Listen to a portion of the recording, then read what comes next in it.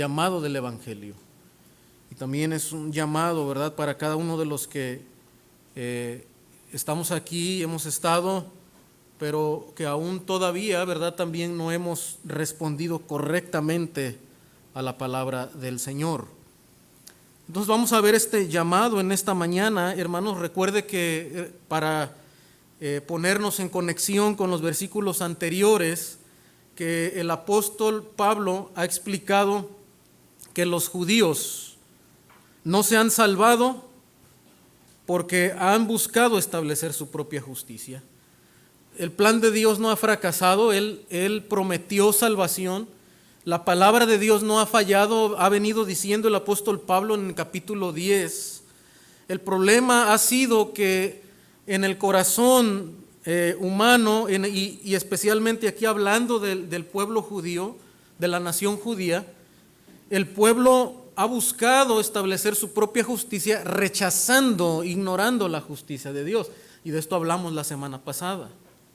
Entonces el problema yace en el corazón del hombre, en el corazón humano, que se ha endurecido. Ahora esta justicia propia que los judíos han buscado establecer, y decíamos, ¿cómo tenía aplicación también para nosotros? Porque aún nosotros, no siendo judíos, también podemos ser cegados por la religiosidad. Cuando el hombre entonces busca establecer esta clase de justicia, hermano, es una justicia meramente superficial.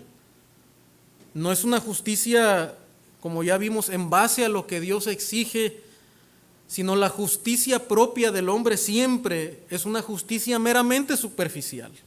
Es en apariencia, no es del corazón. No viene de un cambio interno, ¿verdad?, sino solamente busca mostrar aspectos externos que maquillan de alguna manera la justicia del hombre. Pero dijo el Señor, hermanos, muchas veces en los evangelios, como allá en Mateo 15:8, este pueblo de labios me honra, mas su corazón está lejos de mí. Pues en vano me honran, enseñando como doctrinas mandamientos de hombres. Y decíamos la semana pasada, es posible ser muy religioso y no ser salvo.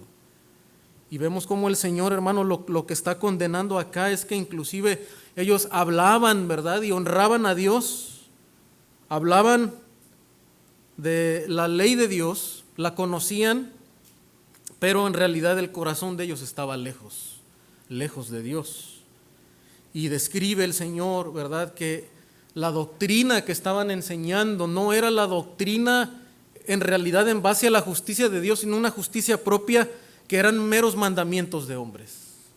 Habían impuesto sus tradiciones, sus reglas, aún por encima de la justicia verdadera de Dios que ataca el corazón, que llega al corazón. Pero ellos estaban estableciendo más en la superficie las reglas humanas. Entonces sus corazones en realidad estaban apartados de Dios. Entonces por eso vemos que la justicia que ellos buscan establecer es una justicia propia. Pero note el versículo 6, hermano, porque vamos a entrar ahora, que es lo que nos corresponde, desde el 5, perdón. Pablo, el apóstol, va a hacer un contraste entre la justicia propia que los hebreos habían establecido y superficial de labios, dice acá el Señor, pero dice el versículo 5 que la justicia que es por la ley de Moisés. ¿Se acuerdan que Pablo había dicho, no, la ley es buena? Pablo ha venido diciendo, no, él no está invalidando la ley, no está diciendo que los mandamientos de Dios sean malos. Es una justicia real, verdadera, que viene de Dios. Y reitera esto, hermanos. Dice, porque la justicia que es por la ley de Moisés escribe así: el hombre que haga estas cosas vivirá por ellas. Ahora esto es verdad. El problema es que ellos han establecido su justicia propia en sus propios estándares y han perdido de vista lo que es la justicia verdadera de Dios. y cómo funciona, cuál es el propósito de Dios, de la justicia que es por la ley de Moisés. Y dice el apóstol, la justicia que es por la ley de Moisés, ¿qué es lo que declara? Que el hombre que haga estas cosas vivirá por ellas. En realidad los judíos, hermano, ni siquiera habían comprendido la justicia de la ley de Moisés. Pablo no está anulando la demanda de justicia de la ley de Moisés, al contrario, la está enfatizando, pero lo que está enfatizando, hermano, son las trágicas consecuencias de no sujetarse a esa justicia. Porque si tú no te sujetas a la justicia de la ley de Moisés al pie de la letra, que dice, no vas a vivir. El hombre que haga estas cosas, que cumpla esta ley, ¿qué va a suceder? Va a vivir si las cumple. Y se acuerda que la semana pasada decíamos, ¿verdad? Que lo que dice Santiago, que si tú fallas en un mandamiento, ya te hiciste culpable de todos. Entonces, quiere decir que para poder vivir es necesario cumplir cada uno de estos mandamientos en perfección, porque es la demanda de la santidad de Dios. Pero ellos habían mal entendido esto y habían buscado mejor establecer su propia justicia. El ser humano, al considerar correctamente la ley de Moisés, tendría que llegar a la conclusión que toda la humanidad está bajo maldición. Esa debería ser la correcta conclusión. Cuando se entiende que la justicia de Dios nos pone, hermano, entre la vida y la muerte, y puesto que el ser humano no podemos cumplir la justicia de Dios, entonces, hermano, la conclusión es que toda la humanidad está bajo maldición, que es lo que Pablo ha venido explicando desde Romanos capítulo 1, ¿verdad? La ira de Dios se revela contra toda la humanidad, porque no hay justo ni aun uno. Entonces, todos estamos bajo la maldición de la ley. Y note que esto que Pablo está diciendo es una cita del Antiguo Testamento. Está citando Levítico 18:5, pero también, hermano, esto se ve en Deuteronomio capítulo 30, versículos 16 al 20, porque quisiera que fuéramos a esta cita de Deuteronomio, porque también nos va a ayudar a entender lo que Pablo está diciendo en los versículos 6 al 8. Deuteronomio 30.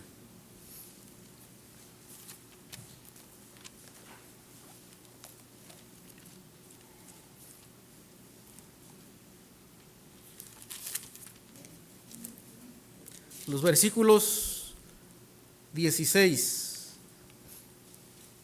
Mire lo que dice este pasaje, porque yo te mando hoy que ames a Jehová tu Dios, que andes en sus caminos y guardes sus mandamientos, sus estatutos y sus decretos. Y mire lo que dice la siguiente frase, ¿verdad? Para que vivas. Ahí está, ¿verdad? Lo que Pablo está diciendo. La justicia que es conforme a la ley de Moisés dice que el que haga estas cosas vivirá por ellas. O sea, si tú las cumples, si tú guardas sus mandamientos, entonces tú vas a vivir. Vas a ser multiplicado. O sea, vas a tener descendencia, ¿verdad? No vas a morir, no vas a ser condenado. Y Jehová tu Dios te bendiga en la tierra a la cual entras para tomar posesión de ella. Para ellos implicaba también el permanecer en la tierra. Vivir, no ser aniquilado y permanecer ahí en la tierra. Mas si tu corazón se apartare y no oyeres y te dejares extraviar y te inclinares a dioses ajenos y les sirvieres, el primer mandamiento, ¿verdad? Yo os protesto hoy, el Señor está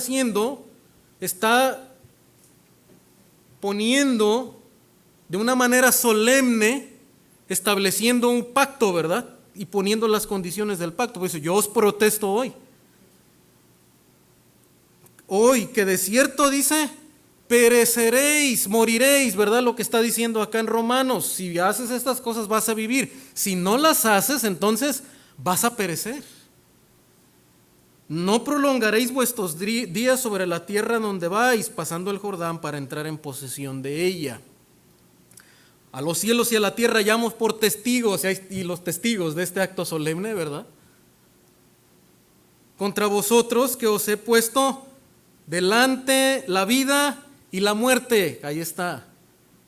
La bendición y la maldición. Entonces la decisión que ponen ellos es: escoge pues la vida para que vivas tú y tu descendencia. Versículo 20. Pero note, hermano, lo profundo de este mandamiento. Y de hecho creo que es un sinónimo de lo que está diciendo del primer mandamiento de la ley, porque versículo 20, y por eso Jesús lo mencionó así, ¿verdad? En los evangelios. Versículo 20, amando a Jehová tu Dios. En esto se resume la ley. Se da cuenta que aquí el escritor en Deuteronomio no recapitula y da una cita de toda la ley. Ahora, ellos deberían entender que lo que aquí está diciendo la palabra es que se está refiriendo a toda la ley. Pero lo está resumiendo. En resumen, que guardes tú toda la ley, en donde está la vida o la muerte, que es amar a Jehová tu Dios, atendiendo a su voz. Mire cómo deberían de amar al Señor. Amar al Señor es escuchar al Señor. Por eso cuando el Señor le dijo, ¿verdad?, a Marta, ¿verdad?, dice: tu hermana ha escogido la mejor parte, y es estar a mis pies escuchándome. Ella me está amando, ¿verdad?, y tú estás afanada haciendo tantas cosas. Porque dice: Él es la vida para ti. Y note que la vida está en guardar sus mandamientos, en escuchar su voz, en amarlo, porque Él mismo es la vida. La ley habla de Él. Está plasmado el carácter de Dios ahí. Dice: y prolonguéis tus días, a fin de que habites sobre la tierra que juró Jehová tus padres, Abraham, Isaac y Jacob, que les había de dar. Pues note que la Escritura, hermano, Pablo está diciendo esto. La justicia que es por la ley de Moisés dice: si tú haces estas cosas vas a vivir, pero si no las haces, entonces vas a morir. Note también lo que Josué dijo, 23:16. Dice: no solamente Moisés enseñó estas cosas, la siguiente generación, ahora Josué, ¿verdad? Noten lo que le dice: si traspasareis el pacto de Jehová, lo que acabamos de leer, vuestro Dios, que Él os ha mandado, yendo y honrando a dioses ajenos e inclinándoos a ellos, entonces la ira de Jehová se encenderá contra vosotros, y pereceréis prontamente de esta buena tierra que Él os ha dado. ¿Y qué dice Romanos 1:18? ¿Se acuerdan? Ya lo estudiamos. Porque la ira de Dios se revela contra toda impiedad e injusticia de los hombres. Hermano, Pablo está enseñando que la ira de Dios está sobre todo hombre. ¿Por qué? Porque todo hombre ha traspasado el pacto de Jehová. No es que es posible que el hombre se puede salvar, vivir obedeciendo los mandamientos, porque no los puede obedecer. No porque la Biblia no está diciendo que esa sea la manera. La vida y la muerte están delante del hombre. Puede elegir y debe elegir. El problema, hermano, que por la naturaleza humana el hombre siempre elige ¿qué? La muerte. Y eso es lo que Pablo ha estado enseñando capítulo tras capítulo. Los israelitas tenían delante de ellos la opción de escoger entre la vida y la muerte. Y de hecho es lo que vemos que el apóstol en el versículo, regresando acá a Romanos, capítulo 10, donde estamos. Romanos 10. Eso es lo que Pablo va a retomar. Dice, ¿mas qué dice? Cerca de ti está la palabra en tu boca y en tu corazón. Esto es una cita de lo que acabamos de leer acá en Deuteronomio, donde el Señor le dice, ¿verdad? La palabra está ahí, está cerca para que la cumplas. Tú puedes escoger entre la vida y la muerte. Ahora noten también, hermanos, los versículos 11, acá de Deuteronomio, regresando.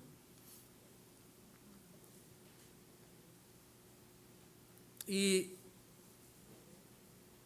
este versículo, debo ser honesto, que al principio me causó mucho conflicto y batallé para entenderlo. 11 de Deuteronomio dice así: porque este mandamiento que yo te ordeno hoy no es demasiado difícil para ti ni está lejos. No está en el cielo para que digas, ¿quién subirá por nosotros al cielo? ¿A qué le suenan estas palabras? Lo que Pablo acaba de decir, ¿verdad? Leímos en Romanos. Y nos lo traerá y nos lo hará oír para que lo cumplamos. Ni está del otro lado del mar para que digas, ¿quién pasará por nosotros al mar para que nos lo traiga y nos lo haga oír a fin de que lo cumplamos? Digo, ¿qué está diciendo aquí Moisés? Y lo que me causó conflicto al principio, hermano, con la teología que tenemos de Pablo en Romanos, de que para el hombre no es posible que él pueda obedecer a la palabra de Dios y toda la humanidad está bajo condenación. Pablo dice que es imposible, no se sujetan a la ley de Dios ni tampoco pueden, ¿se acuerda? Digo, pero ¿qué está pasando acá en Deuteronomio? ¿Qué dice? ¿Por qué dice este mandamiento no es demasiado difícil para ti? Parece que está hablando de la posibilidad de que el hombre pueda cumplir ese mandamiento porque no es difícil. Y checando en algunas versiones de traducciones de la escritura manejaban lo mismo, pero fui a una Biblia de referencias cruzadas, interesantemente no lo traduce de esta manera. Pero aunque tenemos limitaciones en cuanto a la traducción, porque literalmente en nuestra Biblia, en la de las Américas, en la NBI, dice de la misma manera, el contexto creo que es muy claro, hermano, de lo que está diciendo el texto. La idea que está transmitiendo aquí Moisés no es que la complicación del mandamiento o la posibilidad de hacer el mandamiento, no es lo que está enseñando.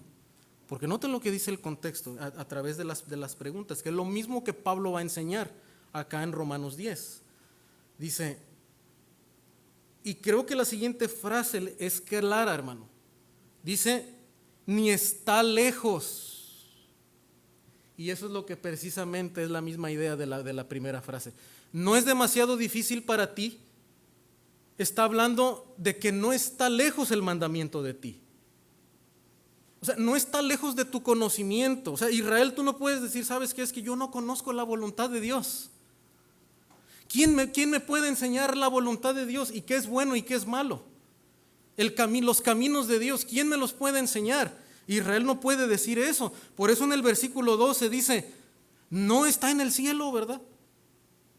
Para que digas, ¿quién subirá por nosotros al cielo y nos lo traerá? De hecho, Dios se los ha traído ya desde el cielo, ¿verdad?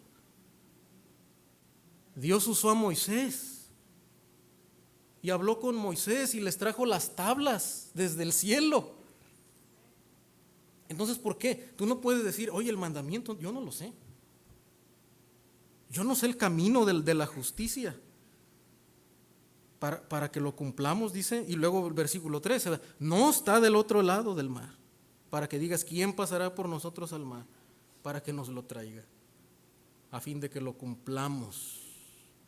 Y luego versículo 14 reitera lo que viene diciendo, ¿verdad? Muy cerca de ti está la palabra, dice, Eso es lo que está enseñando. No tanto que el hombre tiene la posibilidad de hacerlo, que es fácil cumplir el mandamiento. Eso no es lo que está diciendo. Lo que está enseñando es que el mandamiento no está lejos, está cerca, tú ya lo conoces. Y de hecho dice, está en tu boca y en tu corazón. Tú lo has repetido desde que eras niño, ¿verdad?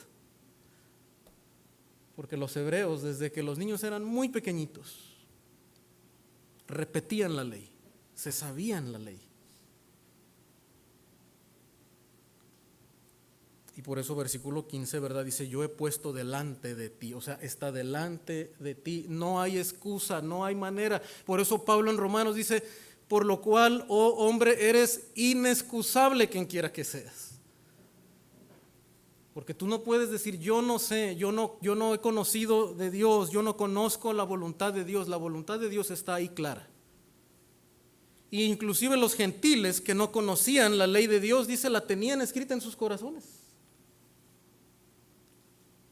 Sabían, hay una conciencia del bien y del mal en el ser humano. Eso no le salva, pero lo que está enseñando Pablo es que delante del ser humano está el conocimiento de la voluntad de Dios. Y el hombre debe elegir entre lo bueno y lo malo. Pero ahora entonces, hermano, si esto es así, y que lo es, ¿verdad? Porque lo dice el texto. La pregunta entonces, según la historia bíblica, ¿qué escogieron los israelitas?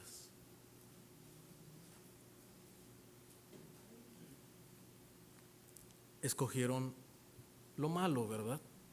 Escogieron ir en pos de los ídolos. Y no solamente esta generación, hermano, no solamente la primera generación, la segunda generación también, y la tercera generación también, ¿verdad? Y cuando entramos al Nuevo Testamento, ¿qué vemos también? Que rechazaron a su Mesías también. Entonces, ¿qué estamos viendo, hermano? Que el problema y lo que el Evangelio está enseñando, que el mal está en el corazón humano. El corazón humano siempre va a escoger el camino equivocado, por naturaleza. Note lo que vamos a ver cumplido, el cumplimiento en la historia. Segunda de Reyes 22:16 dice, así dijo Jehová, he aquí yo traigo sobre este lugar y sobre los que en él moran todo el mal de que habla este libro que ha leído el rey de Judá. Por cuanto me dejaron a mí y quemaron incienso a dioses ajenos, provocándome a ira con toda la obra de sus manos. Mi ira se ha encendido contra este lugar, dice, y no se apagará. Estamos en la época de los reyes aquí. Y aquí está este rey, ¿verdad? Trayendo el libro de la ley. Y cuando lee el libro de la ley, hermano, se asombra de las maldiciones que habla el libro de la ley. Y entiende, hermano, que su nación está bajo el juicio de Dios. Ellos escogieron el camino de la muerte. Note también Juan capítulo 3.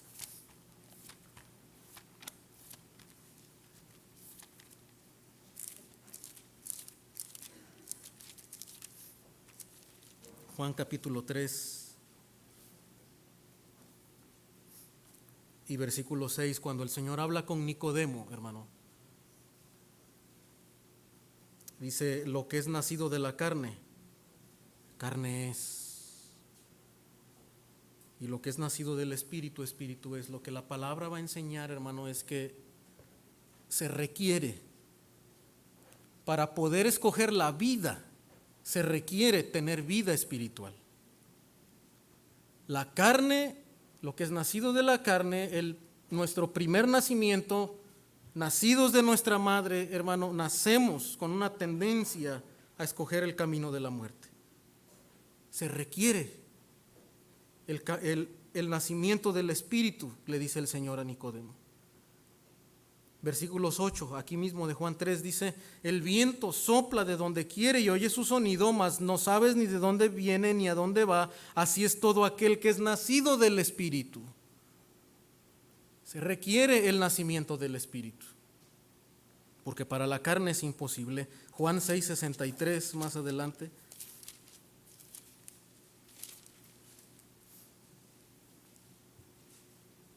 Ahora note esta declaración que es contundente de la Escritura, del Señor, porque lo que para el hombre es imposible, porque él siempre escoge el camino de la muerte, pero note quién es el que le da vida. El Espíritu, dice, es el que da vida. El Espíritu es el que da vida. La carne para nada aprovecha. Las palabras que yo os he hablado son espíritu y son vida. Es el Evangelio, ¿verdad? Es la palabra de Dios, junto con el obrar del Espíritu Santo, el que da vida. Tito 3:5.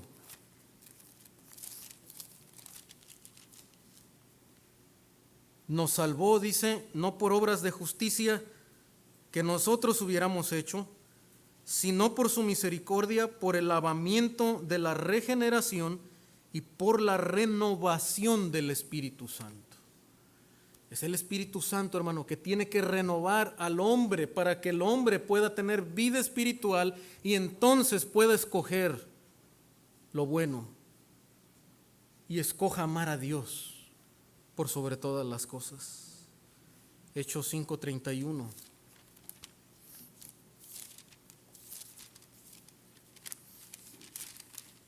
Hechos 5:31 dice: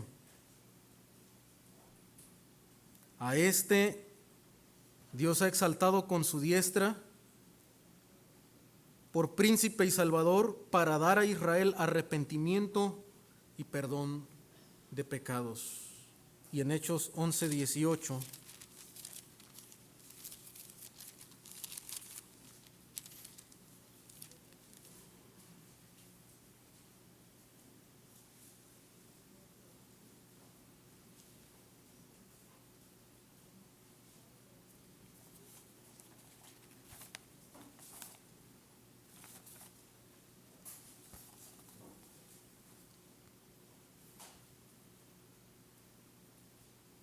Hechos 11:18 dice: entonces, oídas estas cosas, callaron y glorificaron a Dios, diciendo: de manera que también a los gentiles Dios ha dado arrepentimiento para vida. Lo que estamos viendo en estos pasajes, hermano, es que ahora ese nuevo nacimiento y el arrepentimiento que se requiere para nacer de nuevo viene por el obrar de Dios.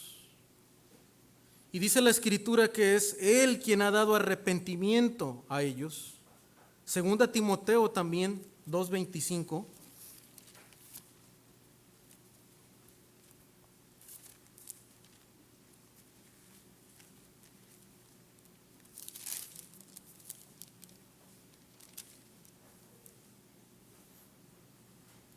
Que con mansedumbre corrija a los que se oponen, por si quizá Dios, dice, les conceda que se arrepientan para conocer la verdad. Entonces podemos ver, hermano, que es Dios quien concede el arrepentimiento en el corazón del hombre. El hombre por sí mismo, la carne, para nada aprovecha, pero el Espíritu es el que da vida. Entonces, hermano, vimos en primer lugar, o hemos visto en primer lugar, que la justicia, ¿verdad?, que el Señor ha demandado conforme a la ley de Moisés nos pone en un estado de condenación. Pero es Dios ahora quien obra en nosotros para poder darnos vida y producir en nosotros arrepentimiento. El llamado de Dios, hermano, para nosotros es que respondamos a la palabra de Dios, al Evangelio de la salvación. Pero también, hermano, regresando al pasaje acá en Romanos,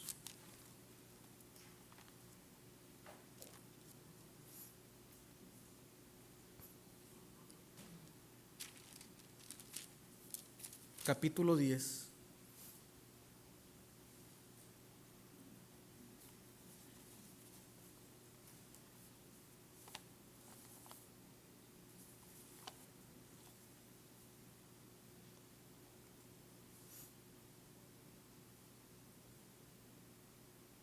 versículos 7 y 8, noten que lo que mencionamos hace un rato en Deuteronomio es que Moisés le dice que cerca de ti está la palabra en tu boca y en tu corazón. Dice que tienes delante de ti la vida y la muerte. Pero la justicia, y ahora va a ser un contraste, la justicia que es por medio de la fe, dice así: no digas en tu corazón, ¿quién subirá al cielo? Esto es para traer abajo a Cristo. ¿Y quién descenderá al abismo? Esto es para hacer subir a Cristo de entre los muertos. Mas que dice: cerca de ti está la palabra en tu boca y en tu corazón. Esta es la palabra de fe que predicamos, que si confesares con tu boca que Jesús es el Señor y creyeres en tu corazón que Dios le levantó de los muertos, serás salvo. Ahora, ¿qué está diciendo acá, hermano? Que de la misma manera, para el pueblo de Israel tenían frente a ellos la vida y la muerte para escoger. Ahora, hermano, el evangelio de la salvación, el camino de la salvación también no está lejos de cada persona y de cada individuo. No está lejos. El evangelio está al alcance de cada persona porque Cristo ha sido presentado, ¿verdad? Y ha sido demostrado claramente como el Salvador de toda la humanidad. Lo que está diciendo aquí el apóstol, hermano, es que el ser humano no tiene que hacer todo ese recorrido para encontrar a Jesucristo. Jesucristo ha descendido para morir, para tomar nuestro lugar, ha resucitado de entre los muertos para darnos vida y está delante de nosotros claramente presentado como el Salvador, como el Hijo de Dios. Entonces, el rechazo de Israel, hermano, no es por causa de la infidelidad de Dios, sino por el corazón de ellos. Porque Cristo ha sido presentado claramente. El evangelio está al alcance de ellos y al alcance de todos, pero ellos han rechazado. Pero a todos los que le recibieron, dice el Señor, a los que creen en su nombre, a ellos les dio potestad de ser hechos hijos de Dios. Dice: cerca de ti está la palabra en tu boca y en tu corazón. Ahora dice acá, esta es la palabra, dice, de fe que predicamos. Esta es la palabra de fe que predicamos. Y es la cita de Deuteronomio que mencionamos hace un rato. Ahora, hermanos, acá dice versículo 9, que si confesares con tu boca que Jesús es el Señor y creyeres en tu corazón que Dios le levantó de los muertos, serás salvo. Lo que vamos a ver aquí, hermano, en este punto es que el evangelio ahora demanda una respuesta de nosotros. El evangelio demanda una respuesta del ser humano. Y podemos preguntarnos, hermano, en esta mañana, y yo creo que muchas veces es válido que podamos preguntar que si es necesario o podemos confiar en haber hecho una confesión pública acerca de nuestra fe. Si podemos nosotros confiar en decir: ¿sabes qué? Yo cuando tenía 10 años, 11 años, y estaba en la clase de escuela dominical con mi maestra, ¿verdad? Yo hice una oración. Y yo le dije, ¿verdad?, a mi maestra que yo quería ser salvo, que yo recibía a Jesucristo, que yo creía en Jesucristo. Ahora, hermano, pronunciar esas palabras y confesar esas palabras es garantía de nuestra salvación. Y podemos ver, hermano, a lo largo de la Escritura, ¿verdad?, que nuestra confianza no debe estar solamente en esa declaración, pero entonces podemos preguntarnos a qué se refiere el versículo 9. ¿Qué implica esa confesión? Otra pregunta que podemos plantear, ¿verdad?, es que si es necesario repetir una oración para poder entonces ser salvo. Y tal vez si yo no repetí esa oración, probablemente no soy salvo. ¿Cómo es que ocurre entonces la conversión? Porque vemos que lo que es necesario es una conversión y la Escritura lo presenta claramente, ¿verdad?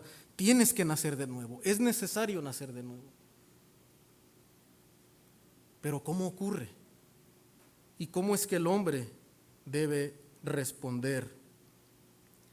Y note lo que dice entonces versículo 9, dice, confesares con tu boca que Jesús es el Señor y creyeres en tu corazón. Ahora el énfasis está, hermano, en una fe que viene del corazón, ¿verdad? Lo que está enfatizando el apóstol Pablo es la profundidad, no una confesión de labios, porque esto es precisamente el contraste con lo que está haciendo acá, ¿verdad? Dice, tú ya conoces la palabra.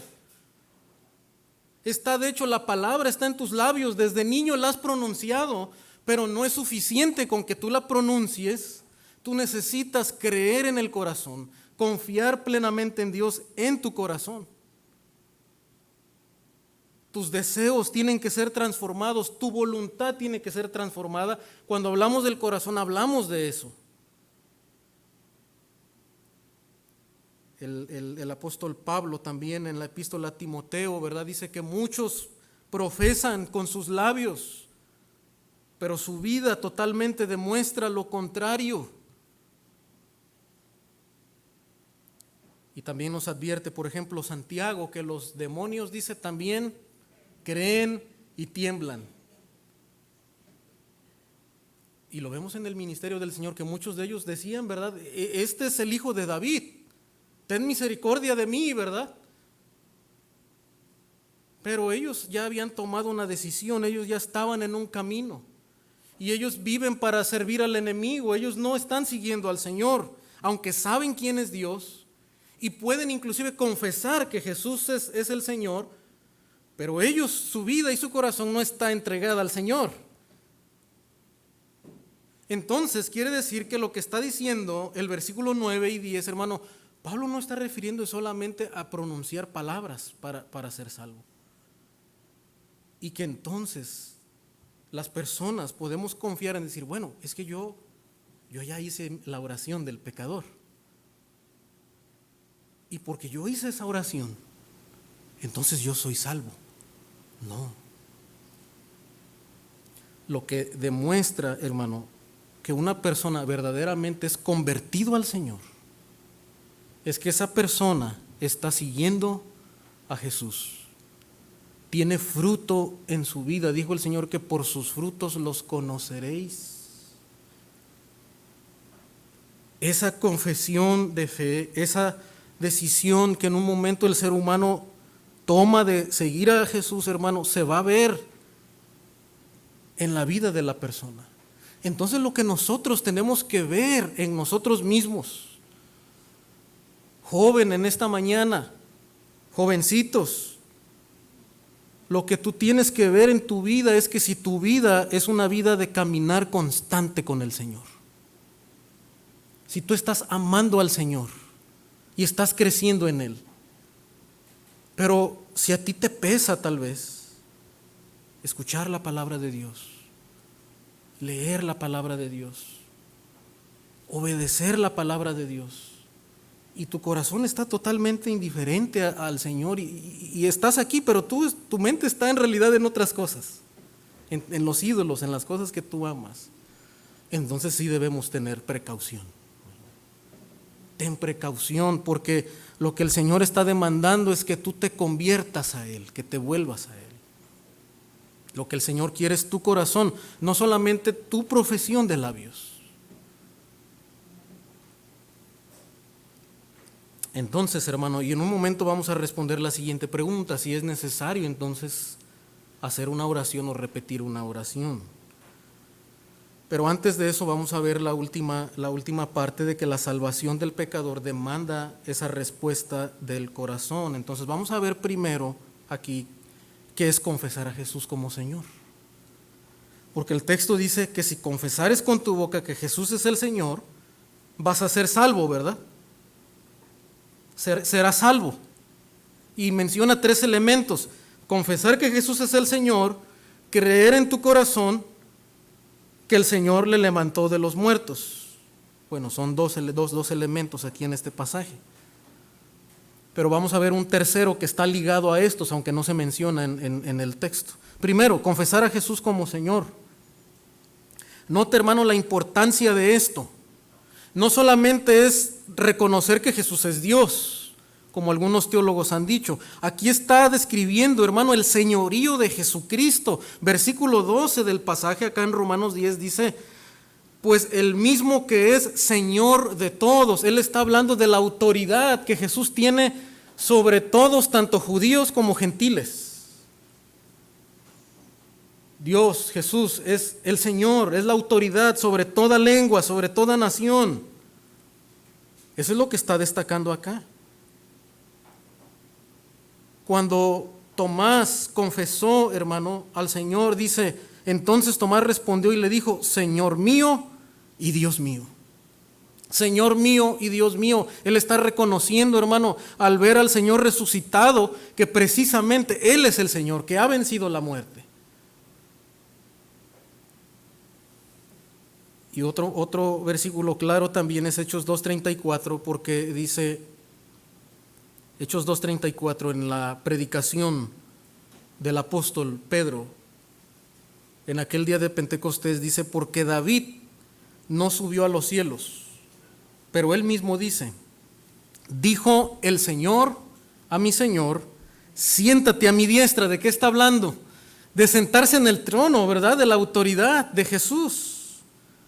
Hasta que ponga tus enemigos por estrado de tus pies. Inclusive ese rey va a derrotar a sus enemigos. Sepa pues ciertísimamente toda la casa de Israel que a este Jesús que ustedes crucificaron, Dios le ha hecho Señor y Cristo. Pedro lo está confrontando que ellos mataron al Señor, al Mesías. Y observe la respuesta del versículo 37, hermano. Y esto es lo que tiene precisamente que ver con confesar a Jesús como el Señor. Al oír esto, dice, se compungieron de corazón. Ahí está la obra de la conversión, que viene del corazón. Tuvieron un pesar, hermano. Esto es el arrepentimiento. Esa es la obra del Espíritu Santo. No es solamente pronunciar palabras de labios, no, hay algo en el corazón. Cuando ellos escucharon que habían crucificado al Señor, al Mesías, dice, y desde luego el Espíritu Santo obrando en ellos, dice, ellos se compungieron de corazón. Y note la respuesta, dice, y dijeron a Pedro y a los otros apóstoles, varones hermanos, ¿qué haremos? Están asombrados, están llenos de temor por lo que acaban de escuchar, hermanos. Mataron al Señor, a Jesucristo. Hechos 16:29 dice, él entonces, el carcelero, se acuerda de allá de Filipos, él entonces pidiendo luz, se precipitó adentro y temblando se postró a los pies de Pablo y de Silas, dice, y sacándolos les dijo, señores, ¿qué debo hacer para ser salvo? Aquí está la pregunta, ¿verdad? Que debe hacerse la humanidad. Si tú estás aquí en esta mañana, ¿qué debo hacer para ser salvo? Y noté que la respuesta que nosotros vimos en Deuteronomio es, escoge entre la vida y la muerte. Pero como ya hemos visto, el Evangelio nos enseña, hermano, que el hombre siempre escoge el camino de la condenación. Por eso la respuesta de ellos no es, escoge la vida, ¿verdad? Escoge, obedece la ley.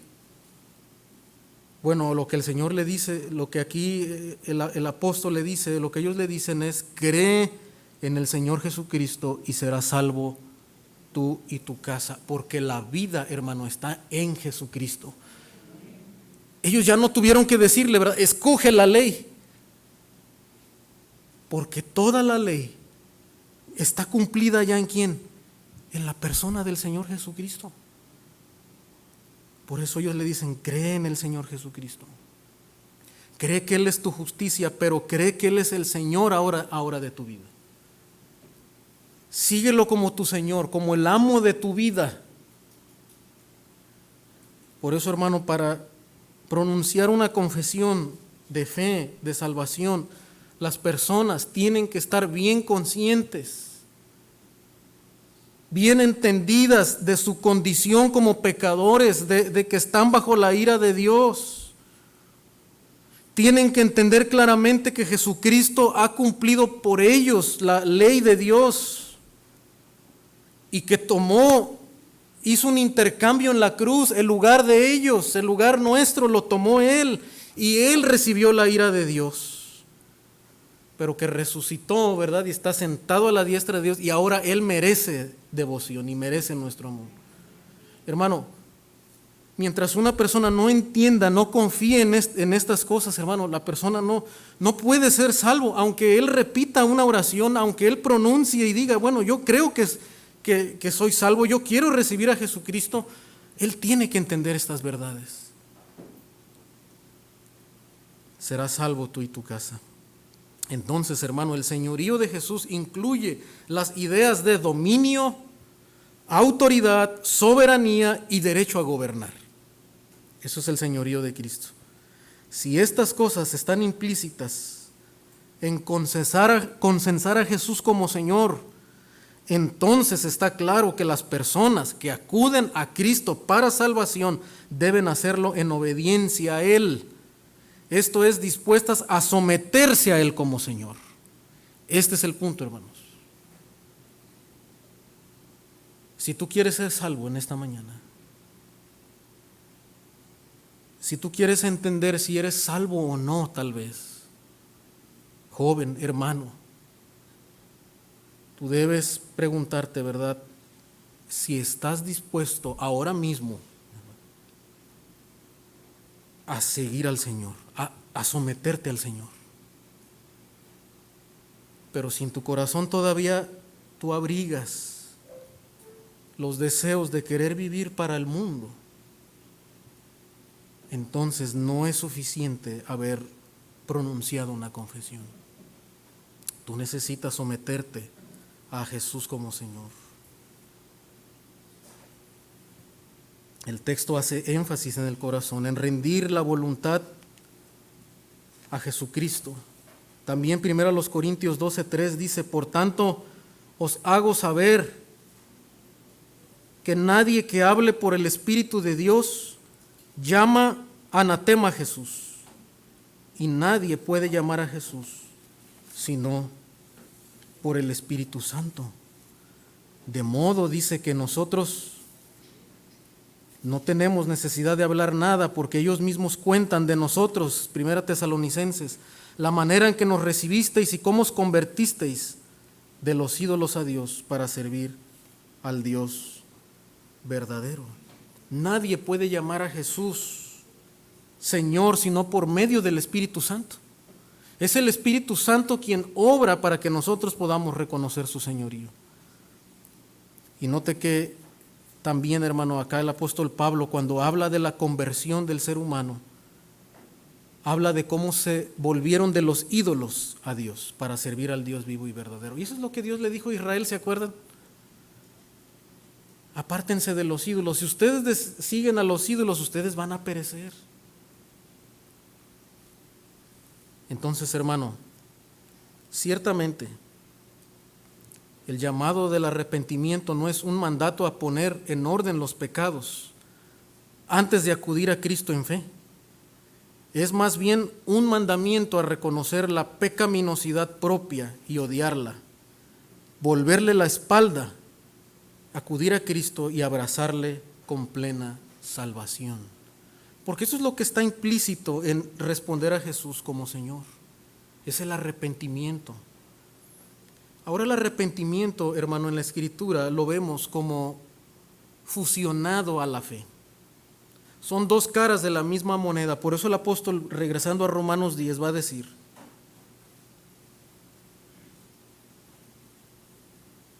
que si confesares con tu boca que Jesús es el Señor, pero dice, y creyeres en tu corazón que Dios le levantó de los muertos, serás salvo. La fe, hermano, es una confianza plena en la obra de Jesucristo. No es solamente el mero conocimiento de hechos, como ya dijimos, los demonios también creen, ellos saben algunas cosas y tiemblan confesar a Jesús implica creer en el corazón que Él es el Señor, que ha vencido la muerte, por eso ha resucitado, ha vencido la muerte para darnos vida a nosotros de entre los muertos. Y entonces, ¿verdad? Ya no somos nacidos de la carne, sino que somos nacidos del Espíritu Santo. Con el corazón se cree para justicia. Para justicia. Y se da cuenta que el contraste entre la justicia de la ley, dice, que pone a todos bajo condenación, pero la justicia de la fe, hermano, que está al alcance de toda persona que cree en el Señor Jesucristo. Todo aquel que en Él creyere, dice, no será avergonzado, no será quebrantado, será salvo. Es una cita de Isaías 28:16. El Antiguo Testamento ya hablaba de la fe en el Señor Jesucristo. Y termina diciendo el versículo 2, hermano. Pablo está retomando lo que viene diciendo, ¿verdad? El plan de Dios no ha fallado. Dios ha ofrecido y el Evangelio, ¿verdad?, está al alcance aún de los judíos que se han endurecido. Y dice, porque no hay diferencia entre judío y griego, pues el mismo que es Señor de todos es rico para con todos los que le invocan. Entonces, aún siendo judío, ¿verdad?, ellos podían responder. Si se convertían al Señor, si confesaban que Jesús es el Señor, ellos pueden ser salvos.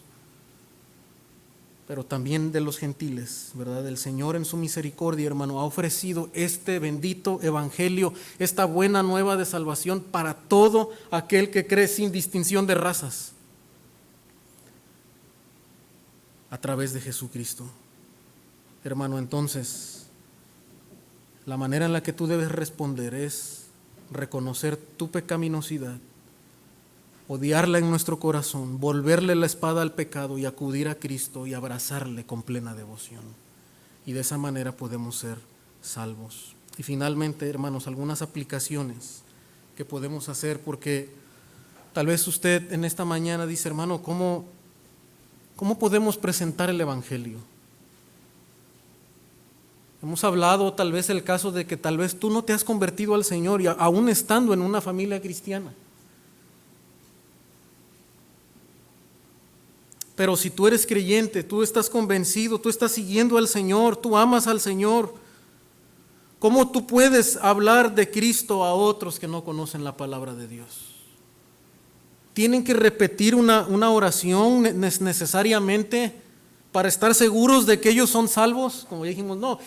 La seguridad de nuestra salvación, hermano, es evidenciada por el fruto. Es evidenciada por la perseverancia del creyente. Esa es la evidencia de nuestra salvación. Pero algunas aplicaciones que podemos hacer para hablar a otros la palabra del Señor, hermano. Número 1, comience con Dios. Comience con Dios. ¿Y a qué nos referimos con esto? Hermano, hablemos de los atributos de Dios. Muchas presentaciones del Evangelio hoy en día no comienzan hablando de quién es Dios, de que Dios es el creador, soberano, santo, dueño de todo, que demanda justicia perfecta. ¿Cómo comienza Pablo la carta a los romanos? Porque la ira de Dios se revela desde el cielo. ¿Se da cuenta que Pablo, hermano, no comienza hablándoles del amor de Dios? Aunque el amor de Dios, desde luego, ¿verdad?, está presente en el Evangelio, pero no solamente debemos hablar del amor de Dios cuando presentamos el Evangelio. De hecho, el amor de Dios, hermano, es perfecto y es sublime porque está relacionado, ¿verdad?, con un Dios que es santo, es justo. Y de esa manera se puede comprender el amor de Dios. Si no se entiende la justicia de Dios, no se comprende verdaderamente el amor de Dios. Porque el amor de Dios no es que Dios es un Dios bonachón nada más, que bueno, pues te arrepientes y está bien, ¿verdad? Y como yo soy bueno, yo paso por alto tus pecados. No. Eso no es el amor de Dios. El amor de Dios se demostró ¿dónde? En la cruz, porque Dios castigó ahí el pecado de todos nosotros en Jesucristo. Un Dios justo tiene que castigar el pecado, si no, no es un Dios justo. Es por eso, hermano, que para hablar el Evangelio necesitamos necesariamente hablar de quién es Dios, un Dios justo, un Dios santo y desde luego un Dios de amor. Pero es un Dios soberano, hermano, porque si vas a confesar a Jesús como Señor, tienes que entender que Dios es soberano, que Él tiene dominio sobre todo. Y por eso es justo que Él demande nuestra vida. El hombre no puede decir, bueno, pues déjame primero disfruto un poquito de la vida, ¿no? Y luego me rindo al Señor. No. Si tú entiendes que Jesús es el Señor, ¿verdad? Tú vas a decir como que, varones hermanos, ¿qué haremos? Yo ya no puedo seguir viviendo para mí porque yo tengo un Señor a quien debo seguir. Eso es el Evangelio. Hermano, cuando comprendan por el Espíritu de Dios que han ofendido su santidad, el ser humano va a temblar ante la justicia de Dios. Desearán rendirse a su señorío. Hermano, por eso la manera en la que podemos hablar el Evangelio, hermano, son de diversas maneras. Debemos de hablar el Evangelio en los estudios bíblicos, cuando nos sentamos con personas nuevas que empiezan a llegar en la iglesia, tal vez con algún vecino, con algún amigo, y usted le enseña a través de algún estudio, y usted empieza a hablar de los atributos de Dios, y usted dice, hermano, ¿estoy evangelizando? Claro que estás evangelizando. Y usted vea cómo Jesús presentaba el Evangelio. Él no comenzaba diciendo, bueno, Dios te ama y tiene un plan maravilloso para ti. Los mandamientos conoces, le dice, ¿verdad? Hazlos. Lo confronta con la ley. ¿Con qué lo está confrontando? Con la justicia de Dios, ¿verdad? Con la ira de Dios. Pero muchas personas temen hablar el Evangelio, hermano, y presentar a un Dios airado, porque la gente no va a responder, ¿verdad? Porque no pueden entender cómo es que Dios va a mandar a personas al infierno. Hermano, si deseamos hablar el Evangelio y debemos hablarlo, debemos comenzar con Dios. ¿Sabe dónde hemos comenzado en las reuniones de jóvenes? Porque una de las cosas que queremos es que los jóvenes, la siguiente generación, en verdad conozcan al Señor. ¿Y dónde hemos comenzado? Hablando de Dios, sus atributos, de la idolatría. ¿Por qué?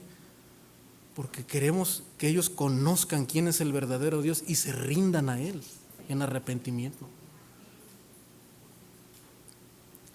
Pero número 2, hermano, también lo que acabamos de ver es que la obra de la conversión no es del hombre, no es de la carne, por lo tanto somos llamados a persistir en oración.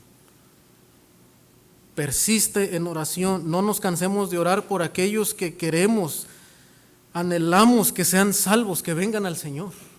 Porque si alguien les va a abrir los ojos, les va a abrir el entendimiento, es el Espíritu Santo. El nuevo nacimiento no depende del ser humano.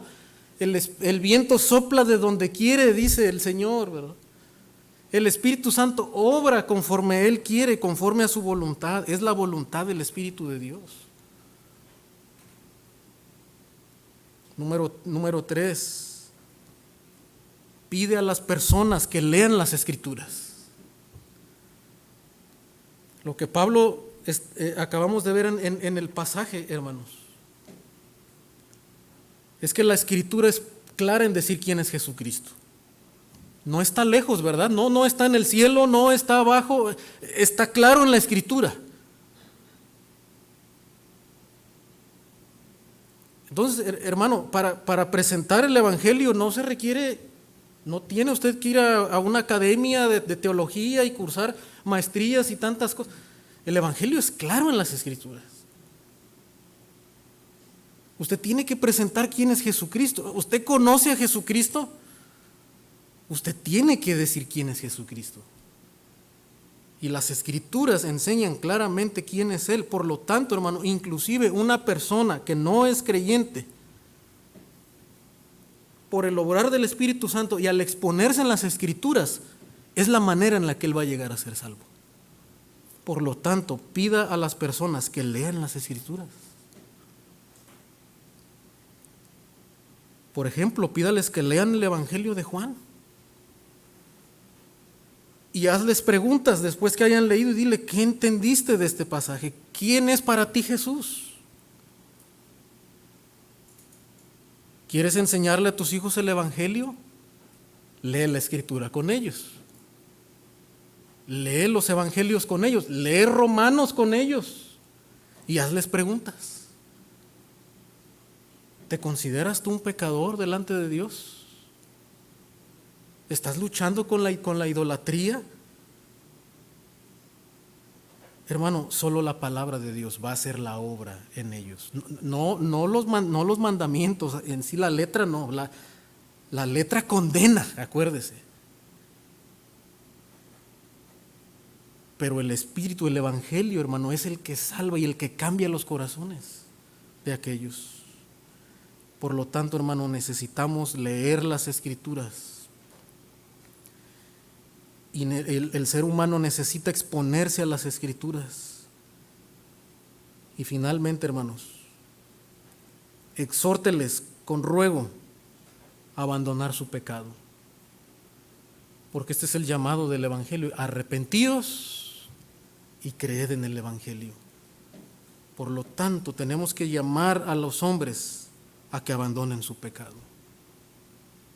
No es solamente repite conmigo esta oración. No, tú estás dispuesto, tú quieres abandonar tu pecado y seguir a Jesucristo como Señor. Esa es la pregunta que el Señor dice. Sígueme, ¿verdad?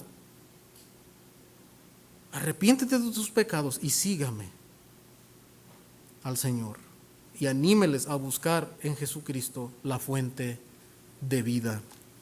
Y ahora, hermanos, a veces estos momentos de la conversión, desde luego una manera en la que una persona puede entregar su vida al Señor, y creo que normalmente es así, ¿verdad? Es la persona que es rendida al Señor y va a orar al Señor, va a querer hablar con Dios y entregarle su vida al Señor a través de la oración. Puede ser con una persona, ¿verdad?, que tal vez le puede guiar si ha entendido el Evangelio y puede hacerle preguntas y te dice, ¿tú estás dispuesto a orar y entregar tu vida en este momento? Y la persona muchas veces está dispuesta y ora en ese momento. Y usted va a escuchar en su oración con claridad que esa persona en verdad sí tiene una disposición y un entendimiento del Evangelio. Pero hermano, si la persona al hablar usted con él no lo ha entendido, hermano, no le presione. No le presione.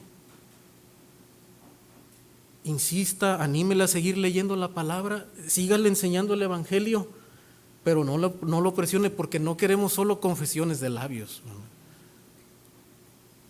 Entonces debemos animarles a seguir siendo expuestos a la palabra. Pero en realidad, hermano, en la historia mucha gente se ha convertido, inclusive estando solos, leyendo la Escritura. Personas se han convertido, hermano, leyendo un Nuevo Testamento, tal vez de los que el ministerio, de los que reparten Biblias, ahí en la recámara de un hotel, leyendo la palabra de Dios, se han convertido. Porque es la palabra de Dios la que trae vida a través del Espíritu. Hombres en la historia, hermanos, a través de diferentes circunstancias y momentos en su vida, el Señor los ha confrontado, ¿verdad? Y yendo a la palabra han buscado al Señor, ¿verdad? Y se han convertido. Lo que acabamos de leer en Hechos, por ejemplo. Ellos dicen, varones hermanos, ¿qué haremos? ¿Y qué les dicen los apóstoles en ese momento? ¿Se acuerda? No le dice, bueno, repite conmigo esta oración, ¿verdad? No. Dice, arrepentíos y bautícense cada uno de ustedes. Hermano, pero en ese momento, el que ellos se bautizaran, dice, en el nombre de Jesús, se estarían identificando con Jesús como el Señor. ¿Qué quiere decir? Que para ellos, que eran judíos, hermano, era ponerse en contra de toda la nación judía, contra toda la religión judía, ¿sabe qué les iba a costar? Que los expulsaran de la religión judía y que los persiguieran de ahora en adelante. ¿Y qué les iba a costar a los gentiles? Confesar que Jesús era el Señor. Decir, sabes que Jesús es el Señor, César no es el Señor, el emperador César no es el Señor, Jesús ahora es mi Señor. ¿Qué te estaba costando? Ponerte en contra de todo el imperio romano y ser perseguido y que te cortaran la cabeza. Hermano, por eso dice, confiesa y bautízate en el nombre del Señor, identifícate con Cristo. Y en ese momento no le dice, bueno, repite esta oración, no. El punto aquí es el compromiso que la persona tiene, la disposición del corazón, hermano, de arrepentirse de su pecado y seguir a Jesucristo. Ahora ellos mostraron públicamente su fe, ¿cómo? A través del bautismo. Y es la misma manera, hermano, en la que usted y yo damos nuestra profesión pública delante de los demás, de los creyentes, cuando damos el paso del bautismo y le decimos a los hermanos, hermano, yo he decidido seguir a Jesucristo. Pero no vuelvo atrás, ¿verdad? Estoy decidido. Por la obra del Espíritu Santo, como ya vimos, ¿verdad?, que ha obrado en mí, yo me he arrepentido y he decidido seguir al Señor. Hermano, ese es el llamado del Evangelio, que podamos responder cada uno de nosotros.